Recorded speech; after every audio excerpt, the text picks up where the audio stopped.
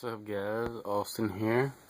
I've been looking on YouTube and looking at some deck profiles, and one thing I want to bring up is I've been seeing a lot of Beast decks being ran without full utility of their extra deck. First I'm going to start off by showing you my extra deck, and before I do, just so you know, I run a Hero Lives with Tripper. So that does decide some of the choices. Alright. 2 Gizzers, that's all you need. You should be playing smart. You shouldn't be spamming this regardless of what variant you're playing. Because if something happens to one, you have your backup. So all you need are these 2. 1 Esadari. I rarely go into him ever, unless I absolutely need to. 1 Heraclinos. I go into him a little bit more than Esadari, but not much. It's usually Gizzers and then the rest of my extra deck. Utopia Ray, Hero Lives, 3 Hero Lives, I can get down to 1,000 or less easy. And I've actually used this effect quite a few times in 1 games. I know not everybody can afford this yet, but yes, he is needed. A generic rank 4 Judgment Dragon. One thing I like to do with him, Hero Lives, instead of going into Gizzers, go into him, blow up the field, and summon a GB and attack, and start getting my stuff off. Roach, mainly for heretics and any other thing that likes to spam out high level monsters or synchros. Arc, another card that not everybody can probably afford yet, but it's so good. Get all these special summon monsters out of the way, and it has a Maestroke survivability effect. And speaking of Maestroke himself, he's like another Book of Moon, and he can also keep himself alive for whenever you need it. And 2,300 walls, not so easy to climb over. Chidori, get around those destruction cards and stuff like that, and you have plenty of targets that you can just bring out and then go into it.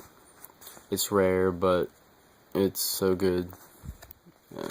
Utopia, obviously you saw I play Utopia Ray, but even summoning him, his effect can protect your monsters if you need it. Abyss Dweller, his effect's just too good. Stop Dark Worlds, Mermails, anything else like that.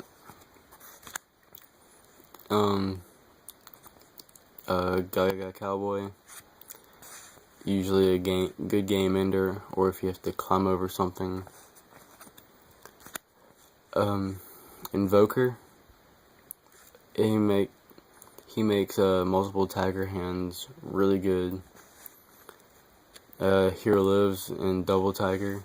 This is amazing because you go Hero Lives, Prisma, Double Tiger, bring up this guy, Darius. Now you have him and Gizzers on the field.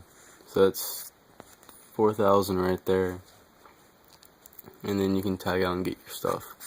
And Levier for anything that gets banished. Cards have been seen played. Photon Papilloperative, which I don't know why people are playing that. There's nothing you would want to flip face up, and the only thing that it does is it can make stuff miss timing. But really, the only thing you'd want to miss timing right now is armor. And if you're that worried about armor, you can side mistakes, side Thunder King, Duke, or even main deck mistakes in Thunder King, whatever. But if anything, I just run stuff that stops search powers, since GBs tend to summon from the deck and add from the grave to the hand. If you can't afford the, Roach and Honor. Pearl's good. It's a 2600 beater. It's generic. Crazy Box is another good one.